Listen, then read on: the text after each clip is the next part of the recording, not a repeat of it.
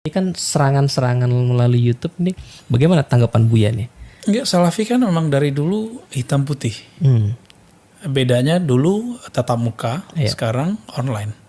Jadi emang salah satu karakter kenapa orang suka dengan Salafi, karena Salafi itu hitam putih, halal haram, sunnah bid'ah.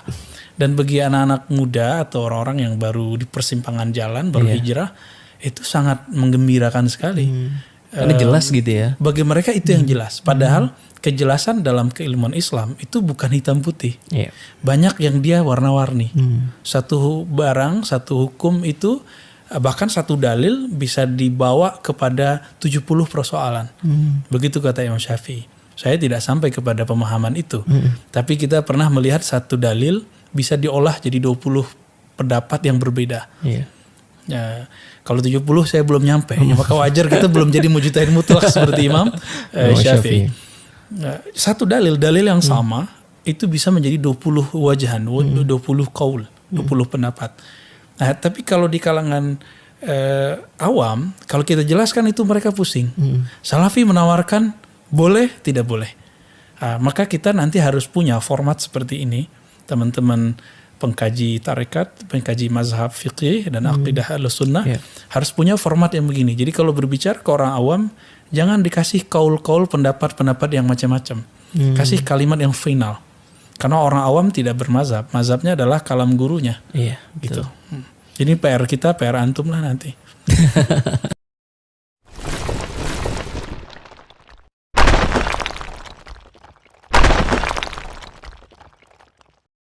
Apa hukumnya ngikuti manhaj salaf? Sudah saya katakan wajib.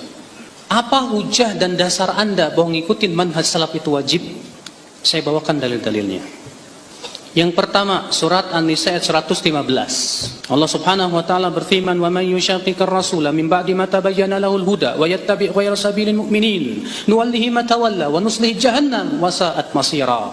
Siapa yang mengikuti Rasul setelah jelas kepada dia petunjuk dan mengikuti selain jalan kaum mukminin. Perhatikan, kaum mukminin ketika turun ayat ini siapa? Sahabat. Berarti ayat ini tegas menunjukkan bahwa orang yang tidak mengikuti manhaj mereka, Allah katakan apa? Nuwallihi ma tawalla. Kami akan biarkan ia leluasa dalam kesesatannya. Wa nuslihi jahannam, dan kami akan bakar ia dengan dalam neraka Jahannam. Wasa'at masyara, dan itu seburuk-buruknya tempat kembali. Dalil yang kedua tadi sudah kita sebutkan, At-Taubah ayat 100. Allah berfirman, "Wasabiqunal awwalun minal muhajirin wal ansar walladzina ittaba'uuhum bi ihsan radhiyallahu anhum wa radu an."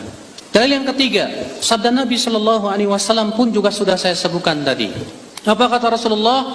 Khairun nasi qarni, thumma alladhina yalunahum, thumma alladhina yalunahum. Sebaik-baiknya manusia generasiku. Kemudian setelahnya, kemudian apa? Setelahnya. Persaksian langsung dari Rasulullah bahwa manusia terbaik siapa? Sahabat. Karena mereka manusia yang terbaik, kewajiban kita mengikuti yang terbaik. Dalil yang keempat, hadis Nabi sallallahu alaihi wasallam bersabda, "Fa innahu man ya'ish minkum fa sayara ikhtilafan katsira, fa 'alaikum bis sunnati wa sunnatil khulafa'ir rasyidin." Sesungguhnya siapa di antara kalian yang hidup nanti akan melihat perpecahan yang banyak, maka hendaklah kalian berpegang kepada sunnahku dan sunnah khulafa ar-rasyidin. Dan dalam lafaz lain yang disebutkan, hadisnya sudah kita sebutkan tadi, bahwa Rasulullah mengabarkan umat Islam akan berpecah menjadi 73 golongan. Satu di surga, 72 di mana? Di neraka. Siapa yang di surga? Yang aku dan para sahabatku di atasnya. Tegas, jelas. Adapun perkataan para ulama banyak sebetulnya, tapi saya hanya bawakan sedikit saja. Di antaranya perkataan Imam Al-Auza'i.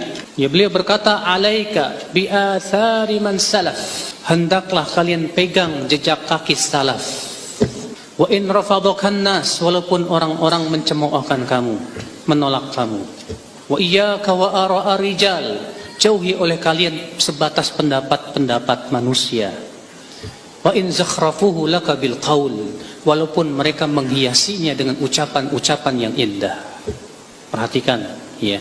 Imam Auza'i ini Pak seorang tabi'in, namanya Abdurrahman bin Amr, kunyahnya Abu Amr. Al-Auza'i, terkenal ulama hadis yang terkemuka di zamannya. Berkata Abdullah bin Mubarak juga seorang tabi'ut tabi'in yang disebutkan oleh Al-Hafidz Ibnu Hajar Al-Asqalani dalam kitab Taqribut Tahdzib.